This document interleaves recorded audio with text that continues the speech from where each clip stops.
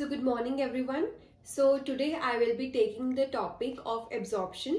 तो absorption of the digested food material से पहले I am expecting कि आपने एक बार digestion को go through कर लिया होगा, क्योंकि digestion का जो अगला process है वो हमारा absorption रहता है। आज की वीडियो में हम absorption of carbohydrates, absorption of proteins and absorption of fats देखेंगे। इसको थोड़ा सा इजियर वे में करने की कोशिश करेंगे ताकि आपको कंसेप्ट थोड़े से अच्छे से क्लियर हो जाए। ठीक है, so let's start everybody. Just grab your notebooks because notes are very important whenever you are having the biology classes, because whenever you write down on the notes, आपको दो तरीके से आपके माइंड में जाता है, एक जब आप सुन रहे हो और दूसरा जब आप लिख रहे हो थोड़े थोड़े पॉइंट्स, ऐसे नहीं कि डिटेल्ड चीजों में, but still okay. So without wasting any time, let's start with the topic absorption of carbohydrates. Okay, चलिए।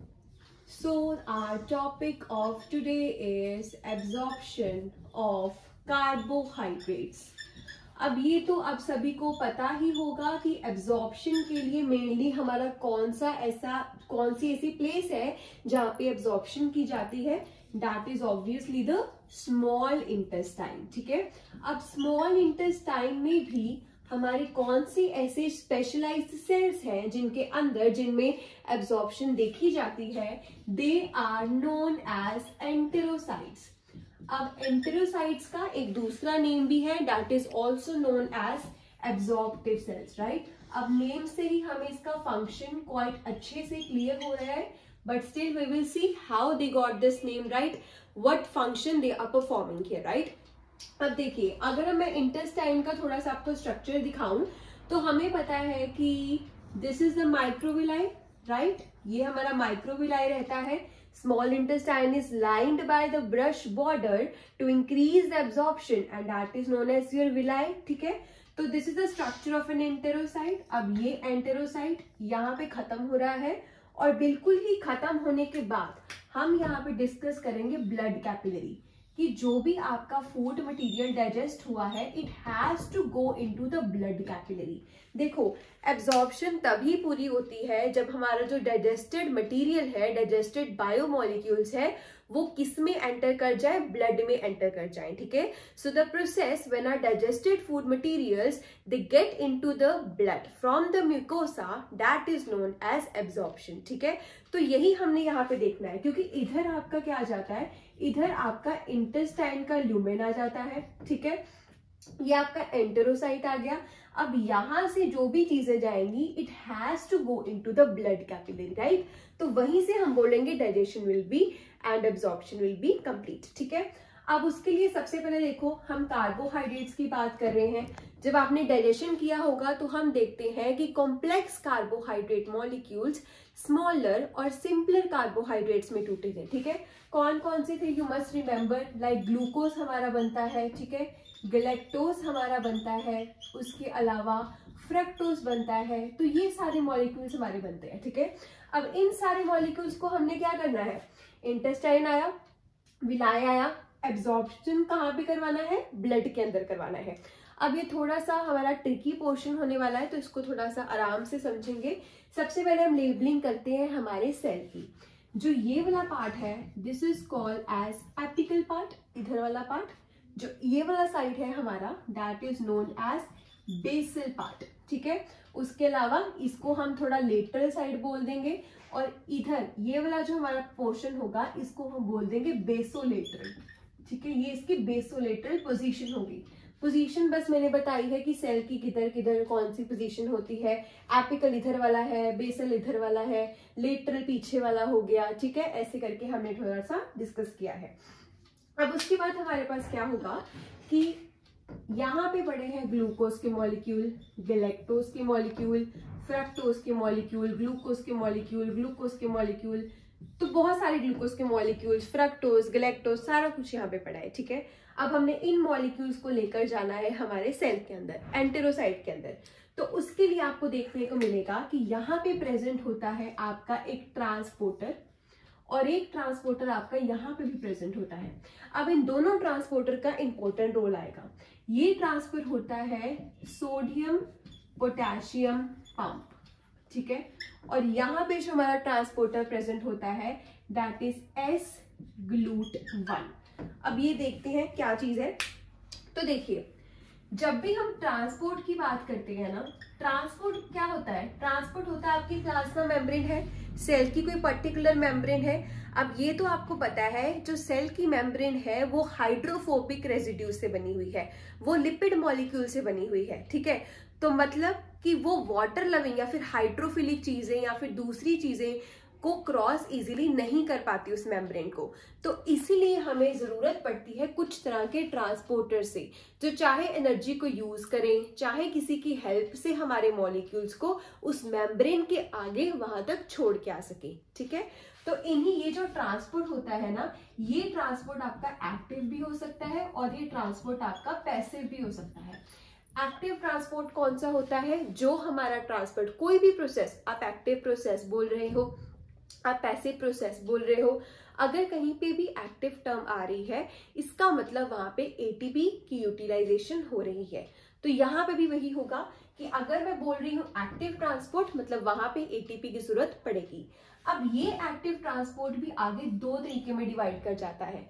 एक आपके पास आता है प्राइमरी एक्टिव ट्रांसपोर्ट और एक आपके पास आता है सेकेंडरी एक्टिव ट्रांसपोर्ट। अब ये हम आगे यूज करेंगे, इसलिए मैं आपको थोड़ा सा बेसिक डाइव इनटू करवा रही हूँ, that why we are diving into this transport and all thing, ठीक है। तो देखिए, प्राइमरी एक्टिव ट्रांसपोर्ट में क्या होगा? सपोज ये प्लाज्मा मेम्ब्रेन है, अगर कोई चीज इधर जा रही है, कोई चीज ऊपर जा रही है, वहां पे एटीपी का यूज होगा। क्यों यूज होगा? क्योंकि सपोज मैंने देखा कि यहाँ पे सपोज आप कीजिए, चलो पोटेशियम, कि पोटेशियम के सिर्फ 2 मॉलिक्यूल्स थे, ठीक है, और यहाँ पे पोटेशियम का सिर्फ 1 मॉलिक्यूल था। तो इसने इधर जाना है, कॉन्सेंट्रेशन ग्रेडियंट अलग हो गया ना। हमें पता है ज्यादा से कम की तरफ चीज आती है, पर अगर आपने कम से ज्यादा की तरफ भेजनी हो तो वहां पे तो थोड़ा सा जोर चाहिए, थोड़ा सा परिश्रम चाहिए। तो that is why we will use ATP here. तो यहाँ पे एटीपी का यूज होता है। सेकेंडरी एक्टिव ट्रांसपोर्ट हमारा थोड़ा सा चालाक हो जाता है। ये क्या करता है? दूसरे की हेल्प से, सपोज आपका कोई होशियार स्टूडेंट है, कोई इंटेलिजेंट स्टूडेंट है, ठीक है, आपने भी मेहनत करनी है, उसने भी मेहनत करनी है, पर आप क्या कर रहे हो? आप डायरेक्टली उसके नोट्स को रेफर कर रहे हो और आप भी तरी जा रहे हो साथ साथ। तो ये क्या हो गया? सेकेंडरी, कि डायरेक्टली आपने मेहनत नहीं की, आप कर रहे हो लेकिन आप किसी की हेल्प से कर रहे हो, उसके साथ साथ ही तरे जा रहे हो।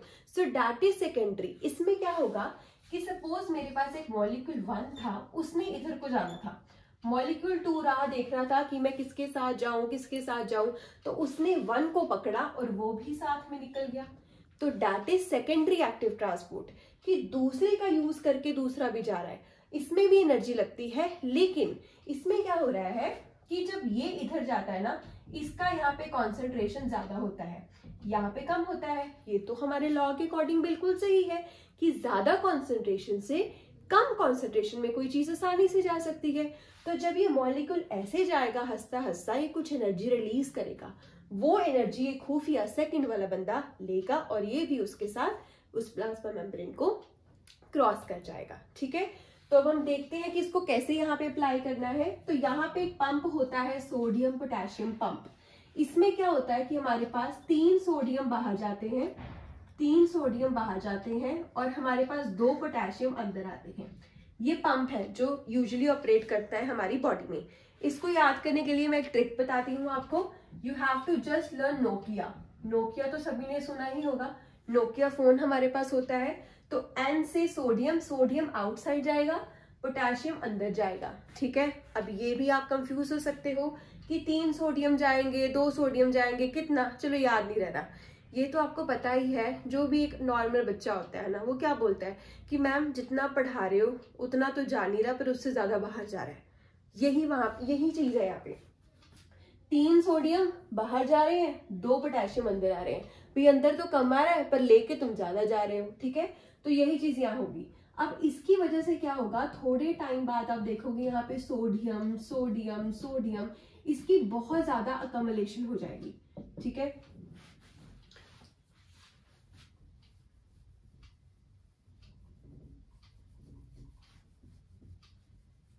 ओके, तो थोड़े टाइम बाद यहाँ पे हमने क्या देखा कि यहाँ पे सोडियम सोडियम सोडियम, इस सभी की क्या होगी, कमलेशन होगी। ये सोडियम बढ़ता बढ़ता बढ़ता बढ़ता ये सोडियम यहाँ पे भी पहुंच गया, बढ़ता बढ़ता ये सोडियम यहाँ पे भी पहुंच गया। अब यहाँ पे सोडियम ये क्या करेगा, देखो अब ये वाला जो पंप मैंने आपको बताया ना, सोडियम पोटेशियम पंप, ये आता है आपका एक्टिव ट्रांसपोर्ट में, प्राइमरी एक्टिव ट्रांसपोर्ट की कैटेगरी में। और ये जो मैंने S-GLUT1 बनाया है ना, ये आपका आता है सेकेंडरी एक्टिव ट्रांसपोर्ट में, S-GLUT1। मतलब इसके साथ साथ कोई दूसरा मॉलिक्यूल भी जाएगा, ठीक है। तो अब यहाँ पे देखो क्या हो गया, सोडियम सोडियम सोडियम सोडियम आ गया। तो अब क्या करेगा ग्लूकोज, उसको पता है जी सोडियम आ गया, सोडियम तो यहाँ पे जाएगा ही जाएगा, क्योंकि यहाँ पे इसकी कॉन्सेंट्रेशन ज्यादा है, यहाँ पे इसकी कॉन्सेंट्रेशन कम है। और इस सोडियम के साथ साथ ये ग्लूकोज भी अपनी नदी पार कर लेंगे, इस मेम्ब्रेन को क्रॉस कर लेंगे। तो सोडियम के चलते चलते ग्लूकोज भी अंदर आ गया, यही हमने कराना था, है ना, वन ऑफ द स्टेप। अब दूसरी जगह पे फ्रक्टोज के लिए थोड़ा सा डिफरेंट है। फ्रक्टोज बोलता चलो ठीक है जी, मैं S-GLUT1 से नहीं जाऊंगा, मेरे को अलग तरह का ट्रांसपोर्टर चाहिए, मेरे को ये किश्ती पसंद ही नहीं है। तो उसके लिए हमारे पास एक और ट्रांसपोर्ट होता है, दैट इज GLUT5। अब यहाँ पे ये सेकेंडरी एक्टिव में नहीं आता, ये हमारे पास आता है जो GLUT5 होता है ना, इन फैसिलिटेटेड डिफ्यूजन। फैसिलिटेटेड डिफ्यूजन मतलब कि सिंपली टोकरी ली भाई, टोकरी में कोई चीज डाल दी, उसको नाव पार करवा दी। एक कैरियर चाहिए, एक मीडियम चाहिए, लेकिन एटीपी का यहाँ पे कोई भी रोल नहीं आएगा, क्योंकि हम फैसिलिटेटेड डिफ्यूजन बोल रहे हैं। डिफ्यूजन तो पैसिव प्रोसेस है, एटीपी तो वहां पे होती ही नहीं है, पर डिफ्यूजन कराने के लिए अब हमें कोई बंदा चाहिए, कोई कैरियर चाहिए, तो वो हमारा यहाँ पे फ्रक्टोज है, ठीक है। तो फ्रक्टोज भी अब यहाँ पे इधर से चला जाएगा, ठीक है, GLUT5 की हेल्प से। अब यहाँ पे हमारे अंदर आ गए, गैलेक्टोज भी ऐसे आ गया, ग्लूकोज भी आ गया, अब ये तीनों हमारे अंदर आ गए। अब यहाँ पे एक और हमारे पास ट्रांसपोर्टर आएगा, S-GLUT2।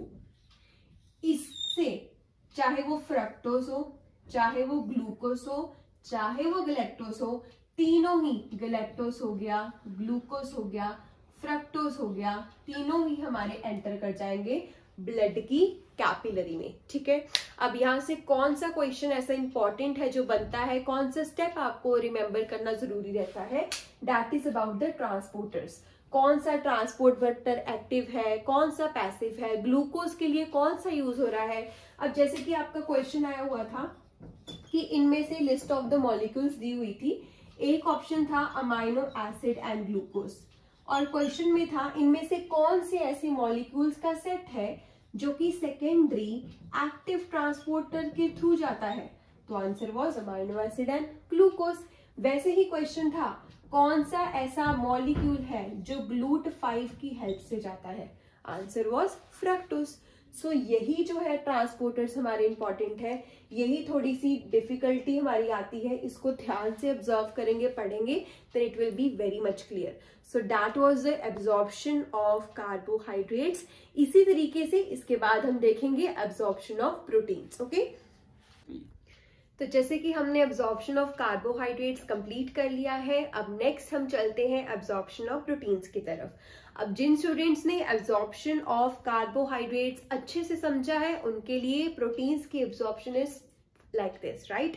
तो बहुत आसानी से, बिल्कुल सिंपलर वे में जैसे हमने कार्बोहाइड्रेट्स की देखी, आराम आराम से देखेंगे। इससे आपको 1 in 2 भी मिलेगा, क्योंकि आपका कार्बोहाइड्रेट्स भी अच्छे से रिवाइज हो जाएगा और आपका प्रोटीन्स भी हो जाएगा, ठीक है। So let's start. तो सेम वे हमने क्या किया, हमने देखा कि एंटेरोसाइट प्रेजेंट था, स्मॉल इंटेस्टाइन में एब्जॉर्प्शन होती है। प्रोटीन्स की एब्जॉर्प्शन आपको पता होगी कहाँ पे होती है, ड्यूडेनम में बोल सकते हैं आप, या फिर प्रॉक्सिमल पार्ट ऑफ जेजुनम भी बोल सकते हैं, ठीक है। तो मेनली बट जो एब्जॉर्प्शन होती है प्रोटीन्स की, वो हमें ड्यूडेनम में देखने को मिलती है। सेम वे हमने क्या किया, हमारा एब्जॉर्प्टिव सेल बनाया, हमारा एंटेरोसाइट बनाया, उसके साथ हमने क्या बनाई, ब्लड कैपिलरी बनाई, क्योंकि ultimately everything has to go into the blood capillary, right. अब यहाँ पे सिंपली हमने क्या किया था, हमने बोला था कि apical lateral surface, apical lateral surface के ऊपर, सॉरी नॉट एपिकल, बेसोलेटरल सरफेस के ऊपर, ये हमारा कौन सा हो गया, बेसल वाला, ये हमारा कौन सा हो गया, एपिकल वाला। तो बेसोलेटरल सरफेस के ऊपर हमने देखा था क्या प्रेजेंट थे, सोडियम पोटेशियम ट्रांसपोर्टर प्रेजेंट थे। सोडियम पोटेशियम में कंफ्यूजन थी, उसके लिए हमने एक निमोनिक अच्छे से देखा था, दैट वाज नोकिया। नोकिया से हमें क्या पता लग रहा था कि सोडियम हमारा आउट जाता है, के फॉर पोटेशियम हमारा इन जाता है। और कौन कितना जा रहा था, यू मस्ट रिमेम्बर दिस, हमारा 3 सोडियम बाहर जा रहा था और 2 पोटेशियम हमारा अंदर आ रहा था। तो वैसे ही ये प्रोसेस चलता जाएगा, सोडियम बाहर जाता जाएगा और अगर कोई चीज ज्यादा जा रही है तो क्या होने लग जाएगा, sodium sodium sodium sodium sodium, all about sodium, river bed of sodium, so everything, यहाँ पे सारा क्या हो जाएगा, सोडियम अकमलेट हो जाएगा। अब यहाँ पे हमारा क्या प्रेजेंट है, यहाँ पे प्रेजेंट है हमारे अमाइनो एसिड्स, आप बोल सकते हो पेप्टाइड्स भी बोल सकते हो, आप डाइपेप्टाइड्स भी बोल सकते हो। ये सारे क्या है, they all are the simpler form of proteins, जो कि हम पहले भी देख चुके हैं, ठीक है।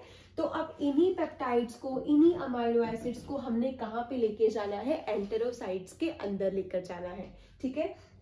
तो इसके लिए भी यहाँ पे प्रेजेंट होंगे अमाइनो एसिड ट्रांसपोर्टर्स। तो इसके हमने ज्यादा डीप ट्रांसपोर्टर्स के नेम में जाने की जरूरत नहीं है, इससे इतना क्वेश्चन नहीं बनता है।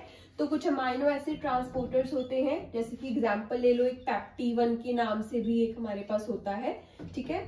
तो ये क्या करेंगे, अमाइनो एसिड तो अंदर जाएंगे ही, लेकिन किसके साथ जाएंगे, सोडियम के साथ, सोडियम का सहारा लेके। और कौन सा ट्रांसपोर्ट हमें देखने का मिलेगा, यहाँ पे देखने को मिलेगा secondary active transport. And this is important कि amino acids and glucose they are transported through secondary active transport, right. अब उसके बाद हमने क्या देखा था, अमाइनो एसिड यहाँ पे आ गया, फिर से इसके कुछ ट्रांसपोर्टर्स होंगे जो कि इसको ट्रांसपोर्ट करेंगे ultimately into the blood capillary. और जैसे ही हमारे जो अमाइनो एसिड्स है सिंपलर फॉर्म से ब्लड कैपिलरी में पहुंच जाते हैं, हम बोलते हैं कि एब्जॉर्प्शन क्या हो गई, कंप्लीट हो गई। So this is very simple, I guess this is easy for you, क्योंकि कार्बोहाइड्रेट्स के ऑलमोस्ट सिमिलर ही था। So this was the absorption of proteins. तो यहाँ पे हमारा प्रोटीन्स का एब्जॉर्प्शन कंप्लीट होता है, right. So I guess the basics are clear. Let's move to the next one. Okay, so after doing the absorption of proteins, our next topic is absorption of fats. अब जो fats का topic है वो थोड़ा सा peculiar है, थोड़ा सा डिफरेंट है, इसी वजह से इस टॉपिक से थोड़े से ज्यादा क्वेश्चंस भी बन जाते हैं. So we must dive into the concepts very clearly and make all the concepts about absorption of fatty acids crystal clear, right? So let's start. So now we have is absorption of fats, ठीक है. अब अगर आपको याद होगा जब आप digestion of fats करते हैं तो आपको कौन कौन से प्रोडक्ट्स मिले थे. आपको डाइजेशन के बाद कुछ मोनोग्लिसराइड्स मिले होंगे, कुछ आपको ट्राइग्लिसराइड्स मिले होंगे, ठीक है, कुछ शॉर्ट चेन फैटी एसिड्स मिले होंगे, कुछ लॉन्ग चेन फैटी एसिड्स मिले होंगे. उसके अलावा one of the simpler products glycerol बना होगा, है ना. तो जब भी आप एब्जॉर्प्शन ऑफ फैट्स करते हैं तो इसमें एक कैटेगरी आती है आपकी short chain fatty acids and glycerol की, और एक कैटेगरी आपके पास बनती है लॉन्ग चेन फैटी एसिड्स की, ठीक है. लॉन्ग चेन लगा लो, थोड़े से मीडियम चेन लगा लो, ठीक है. तो लॉन्ग चेन फैटी एसिड्स की अलग जगह से अलग प्रोसेस से एब्जॉर्प्शन होती है. वैसे ही short chain fatty acids and glycerol की डायरेक्टली डिफ्यूजन के थ्रू एब्जॉर्प्शन होती है, और ये डायरेक्टली कैपिलरीज में क्या हो जाते हैं, एब्जॉर्ब्ड हो जाते हैं, ठीक है. तो short chain fatty acids and glycerol are absorbed directly, whereas very long chain fatty acids का अभी हम देखेंगे कि कैसे एब्जॉर्प्शन होता है, ठीक है. Okay, so let's continue with the long chain one. अब सेम हमारे पास वही चीज एंटेरोसाइट्स की हम बात करेंगे. अब हमें पता है कि ये हमारी इंटेस्टाइन की वॉल है, ठीक है, ल्यूमेन हो गया. उसमें हमारे पास ये ब्रश बॉर्डर आ गया. ब्रश बॉर्डर हमारा कहाँ पे प्रेजेंट होता है, म्यूकोसा में प्रेजेंट होता है, ठीक है.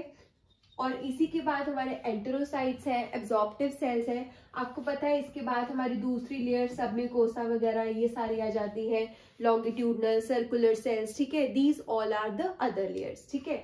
अब नेक्स्ट हमारा अब यहाँ पे क्या होगा, अब हमारे पास है फैटी एसिड्स, ठीक है। ये है हमारे fatty acids, very long chain fatty acids. अब इन्होंने जाना है इधर। अब कैपिलरी का जो इन्वायरमेंट होता है ना, कैपिलरीज का और जो ब्लड का इन्वायरमेंट होता है वो होता है एक्वस इन्वायरमेंट। और आप सबको पता है कि जो लिपिड्स है वो हमारे कौन सी कैटेगरी में आते हैं, वो हमारे होते हैं हाइड्रोफोबिक मॉलिक्यूल्स। तो क्या ये पॉसिबल है कि हाइड्रोफोबिक चीज आराम से हाइड्रोफिलिक इन्वायरमेंट में घूम सके? No, this is not possible. तो इसीलिए पहले हमें इन हाइड्रोफोबिक फैट्स को कन्वर्ट करना होगा ताकि ये आसानी से एक्वस इन्वायरमेंट में इजीली कैपिलरीज में और ब्लड स्ट्रीम में मूव कर सकें। तो इसीलिए हमारा जो फर्स्ट स्टेप क्या होता है, अब यहाँ पे हमारा रोल प्ले करता है बाइल सॉल्ट। तो यहाँ पे हमारे पास फैटी एसिड्स है, फैटी एसिड्स है, फैटी एसिड्स है। अब यहाँ पे हमारा इनका बचाव करने के लिए आता है बाइल सॉल्ट, ठीक है। अब यहाँ पे हम साथ साथ प्रोसेस भी लिखी जाएंगे जैसे जैसे हम प्रोसीड करेंगे। So first of all bile salt आया। बाइल सॉल्ट क्या करेगा, बाइल सॉल्ट से यहाँ पे बनेगी micelle, there will be the formation of the micelle. तो पहले प्रोसेस में माइसील की फॉर्मेशन होगी। अब माइसील आपको पता ही है, आपको पता है कि कुछ ऐसा हमारा स्ट्रक्चर बनेगा, this is the structure will be form, ठीक है। ये आपको पता है हाइड्रोफिलिक पार्ट होता है, ये आपको पता है कि नीचे वाला जो टेल पार्ट है वो हाइड्रोफोबिक पार्ट होता है। तो सेंटर में हमारा जैसे यहाँ पे फैट का ग्लोब्यूल होगा और उसके आसपास ये जो मैं बना रही हूँ they are the bile particles, ठीक है। ये हमारा पॉजिटिव हो गया, मतलब ये वाटर लविंग हो गया, और ये टेल वाला पार्ट हमारा हाइड्रोफोबिक हो गया। तो इसका मतलब अगर ये आसपास इसके हाइड्रोफिलिक इन्वायरमेंट हमने बना दिया, अब ये आसानी से एक्वस इन्वायरमेंट में क्या करेगा, सर्कुलेट कर सकेगा, ठीक है। तो इसी वजह से आपको यहाँ पे देखने को मिल जाएगा कि यहाँ पे मिसील्स फॉर्मेशन हो जाएगी, ठीक है। यहाँ पे मिसील फॉर्मेशन हो जाएगी। तो बाइल यहाँ पे आएगा, सेम वे बाइल फैट के साथ क्या करेगा, एसोसिएट करेगा, क्या बन जाएगी, हमारी माइसील बन जाएंगी। ये माइसील फिर एंटेरोसाइट के ऊपर जाएंगी, लेकिन एंटेरोसाइट के अंदर नहीं जाएंगी। इस एंटेरोसाइट पे क्या होगा, इस माइसील के अंदर जो आपका फैट है वो रिलीज हो जाएगा और माइसील दोबारा से क्या हो जाएंगी, रिसाइकल करने के लिए आ जाएंगी। अब इस छोटे से प्रोसेस को हम एक और चीज बोल देते हैं, दैट इज फेरी साइकिल। अब आपको पता है फेरी क्या होती है, फेरी एक बोट होती है जो एक जगह से दूसरे को लेकर जाती है ना। तो हमारे पास दो स्टेशन हो गए, एक जगह से वो पैसेंजर्स को पिक करेगी और दूसरी जगह पे जाके वो पैसेंजर्स को छोड़ देगी। वैसे ही हमारा बाइल सॉल्ट कर रहा है, पहले वो फैट्स को उठा रहा है, माइसील बना रहा है, दूसरी जगह पे जाके उसको छोड़ रहा है, फिर से वो जा रहा है, फैट्स को उठा रहा है और फिर से वो छोड़ रहा है। सो इसी को हम बोल देते हैं कि यहाँ पे फेरी साइकिल ऑपरेट करता है। और कौन ऑपरेट करता है, बाइल ऑपरेट करवाता है। तो पहले हमारा क्या बन गया, माइसील बन गया। अब माइसील क्या करेगा, एंटेरोसाइट्स में एंटर करने की कोशिश करेगा और यहाँ पे क्या होगा, यहाँ पे ये दोबारा से रिसाइकल हो जाएगा और यहाँ पे जो आपका फैट्स है, जो भी आपके ग्लिसराइड्स है वो अंदर अब आ गए हैं, एंटेरोसाइट्स के अंदर वो एंटर कर गए हैं। अब इसके अंदर क्या हो रहा है, अब इसको हम थोड़ा सा जूम करके देख लेते हैं। देखो एंटेरोसाइट भी तो एक तरह का सेल ही है ना, इस सेल के अंदर भी सारे ऑर्गेनेलिस प्रेजेंट होंगे।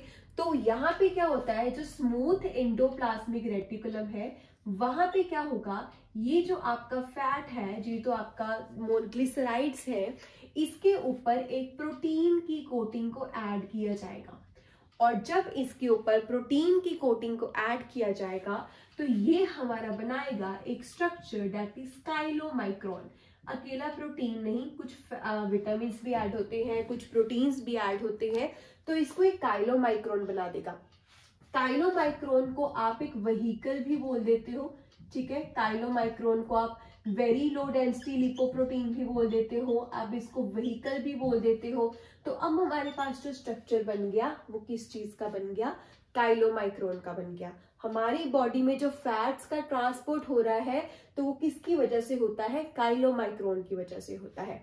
अब ये काइलोमाइक्रोन क्या करेगा, देखो हमारा अल्टीमेटली एम क्या है, इसको कहाँ पे भेजना, ब्लड के अंदर भेजना। अब क्या होता है, ये जो आपकी सब म्यूकोसा लेयर होती है ना, इसके अंदर प्रेजेंट होता है आपके लिम्फेटिक वेसल्स। यहाँ पे प्रेजेंट होता है लिम्फेटिक वेसल। आप बोल लो कि लिम्फ आपका प्रेजेंट है, ठीक है, लिम्फेटिक वेसल प्रेजेंट है। और ये जो लिम्फेटिक वेसल होता है ना, यहाँ पे जो लिम्फेटिक वेसल होता है, इसके अंदर जब आपका काइलोमाइक्रोन एंटर कर जाता है तो इसकी सर्टेन व्हाइट कलर की अपीयरेंस आती है, और इसी व्हाइट कलर की अपीयरेंस की वजह से हम इसको लैक्टियल भी बोल देते हैं। और ये जो लैक्टियल्स है, ये आगे जाके अल्टीमेटली जो आपका मेन ब्लड स्ट्रीम है ना, ब्लड है ना, उसको कनेक्ट करती हैं। तो अल्टीमेटली आपके जो फैटी एसिड्स हैं वो भी ब्लड में जाके ट्रांसपोर्ट हो गए। सो this was the absorption of the fats. तो थोड़ा सा इसको समराइज कर लेते हैं। देखो सबसे पहले क्या हुआ, सबसे पहले आपके फैटी एसिड्स आए। मैंने आपको बताया कि जो फैट्स होते हैं, लॉन्ग चेन फैटी एसिड्स, वो ऐसे ही एब्जॉर्ब नहीं होते, है ना। तो उसके लिए हमें क्या चाहिए, सबसे पहले हमें बाइल सॉल्ट्स चाहिए, ताकि वो हमारे जो फैट्स है एक्वस एनवायरनमेंट में घूम सके। तो हमारे बाइल सॉल्ट आएंगे और क्या बनाएगा, माइसील बनाएगा। माइसील बन गया। अब माइसील ने क्या करना है, एंटर करना है एंटेरोसाइट्स में, मतलब कि माइसील तो रिलीज हो जाएगा लेकिन जो फैट्स है वो हमारे एंटर कर जाएंगे, है ना। तो सेकेंड प्रोसेस में क्या हो रहा है, रिलीज ऑफ, या फिर आप बोल दो कि रिसाइकलिंग हो रही है माइसील की, ठीक है। और जो फैट्स हैं वो कहाँ पे एंटर कर रहे हैं, जो भी आपके फैटी एसिड्स हैं, they are entering into the enterocytes, ठीक है, वो एंटेरोसाइट्स में एंटर कर रहे हैं। उसके बाद हमारा क्या हो रहा है, जब ये एंटेरोसाइट्स में एंटर कर रहे हैं, हमने क्या देखा, वहां पे फॉर्मेशन ऑफ काइलोमाइक्रोन। कौन कर रहा था काइलोमाइक्रोन की फॉर्मेशन, स्मूथ इंडोप्लाज्मिक रेटिकुलम। तो नेक्स्ट प्रोसेस में हमारा क्या हो रहा है, नेक्स्ट प्रोसेस में हमारा काइलोमाइक्रॉन्स की फॉर्मेशन हो रही है। There is formation of the chylomicrons, ठीक है। तो अब हमारे काइलोमाइक्रॉन्स बन गए। नेक्स्ट प्रोसेस में क्या हो रहा है, ये कहाँ पे एंटर कर रहे हैं, they are entering into the lacteals.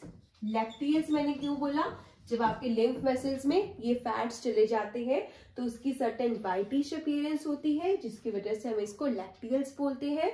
और ये जो आपके लिम्फ वाले वेसल्स होते हैं, ये अल्टीमेटली एंड पे जाके कहाँ पे ज्वाइन करते हैं, ब्लड कैपिलरीज में ओपन होते हैं, ठीक है, और ब्लड स्ट्रीम में जाके अल्टीमेटली आपके फैट्स एंटर कर जाते हैं, ठीक है।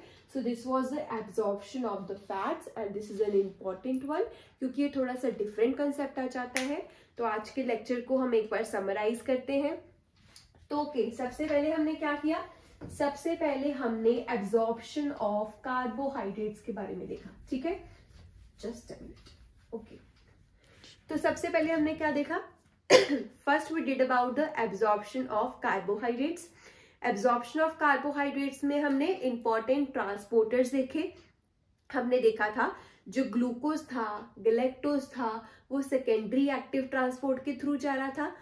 वहीं पे जो फ्रक्टोज था वो हमारा फैसिलिटेटेड डिफ्यूजन कैरियर्स के थ्रू S-GLUT5 के थ्रू जा रहा था। और ये फिर ये तीनों इकट्ठे ब्लड स्ट्रीम में कैसे जा रहे थे, S-GLUT2 की हेल्प से जा रहे थे।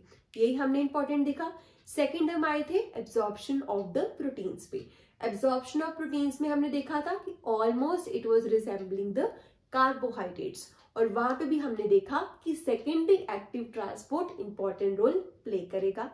और थर्ड लास्टली हमने क्या देखा, एब्जॉर्प्शन ऑफ फैट्स, जहां पे हमने माइसील फॉर्मेशन देखी, फिर हमने काइलोमाइक्रॉन्स कैसे बने, कैसे काइलोमाइक्रॉन्स आपके लिम्फ में एंटर कर रहे हैं, क्या लैक्टियल्स है, लैक्टियल्स कहाँ पे प्रेजेंट है, सब म्यूकोसा एरिया में प्रेजेंट है, म्यूकोसा वाली साइड से आ रही हैं। तो ये सारा हमने समड अप किया एब्जॉर्प्शन ऑफ फैट्स के अंदर। तो आई होप कि अब आपको सारे कॉन्सेप्ट्स की क्लैरिटी आ गई होगी, और मैंने आपको एक बार रिवाइज करके भी दिखा दिया कि हमने कौन कौन से आज पॉइंट्स को कवर किया है। तो सब सम अप के बाद now it's time for question practice. हमें क्वेश्चन देख लेते हैं नीट का कि कैसे क्वेश्चन आए हैं, और इस क्वेश्चन में यूजुअली आपके सारे कॉन्सेप्ट्स ही अच्छे से रिवाइज हो जाएंगे, ठीक है। तो लुक एट द क्वेश्चन। अब हमने इसमें करेक्ट मैच ढूंढना है कि कौन सा हमारा करेक्ट मैच है। पहली ऑप्शन को देखते हैं। पहले वो बोल रहा है ग्लाइसिन एंड फैटी एसिड। सबसे पहले अब आप कंफ्यूज हो रहे होंगे कि ग्लाइसिन क्या है। तो ग्लाइसिन हमारा अमाइनो एसिड्स की कैटेगरी में आ जाता है, तो हम बोल सकते हैं कि अमाइनो एसिड्स और फैटी एसिड्स। ओके, तो इसका लिखा हुआ है duodenum and move as chylomicrons. Chylomicrons हमने किस केस में स्टडी किए हैं? फैटी एसिड्स के केस में। ग्लाइसिन तो अमाइनो एसिड है, उसके केस में तो हमने क्या देखा था? Secondary active transport, right. तो this option eliminated. Second option पे चलते हैं। कोलेस्ट्रॉल एंड माल्टोज, मतलब कार्बोहाइड्रेट्स और फैट्स की बात कर रहे हैं। तो एक्टिव एब्जॉर्प्शन, अभी मैंने बताया कि फैटी एसिड्स जहां पे भी हो we have to use the word chylomicrons, पर यहाँ पे तो बोल रहे हैं एक्टिव एब्जॉर्प्शन। और दूसरी चीज लार्ज इंटेस्टाइन है ना, तो ये भी ऑप्शन हमारी क्या हो गई? एलिमिनेट हो गई। थर्ड पे चलते हैं। ग्लाइसिन एंड ग्लूकोज, मतलब कि अमाइनो एसिड हो गया और आपका ग्लूकोज हो गया।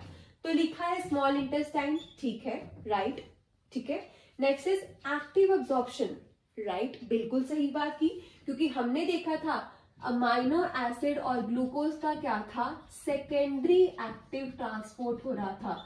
और ये क्वेश्चन हमने तब भी आफ्टर द टॉपिक भी कवर किया था। So this option is right. Fourth भी देख लेते हैं, फ्रक्टोज एंड सोडियम। चलिए, फ्रक्टोज हमारा कार्बोहाइड्रेट हो गया, सोडियम आ गया, ठीक है। क्या कार्बोहाइड्रेट्स की पैसिव एब्जॉर्प्शन थी? नो। और दूसरी चीज, चलो स्मॉल इंटेस्टाइन भी ठीक है, और सोडियम की तो पैसिव एब्जॉर्प्शन हो ही नहीं सकती। फ्रक्टोज की हमने की थी फैसिलिटेटेड डिफ्यूजन, चलो ये हम मान लेते हैं कि चलो सही है, ठीक है। लेकिन क्या आयंस की कभी पैसिव ट्रांसपोर्ट हो सकता है? बिल्कुल नहीं। मैंने आपको बताया था सोडियम पोटेशियम पंप ऑपरेट कर रहा था और वो एटीपी यूज कर रहा था, तो क्या यहाँ पे पैसिव वर्ड आ सकता है? नो। तो this option is also eliminated, so we will go with the third option. So I guess कि आपको आज का लेक्चर अच्छा लगा हो, समझ आया हो। कोई भी डाउट्स हो, you can just come to me and ask me. Thank you very much.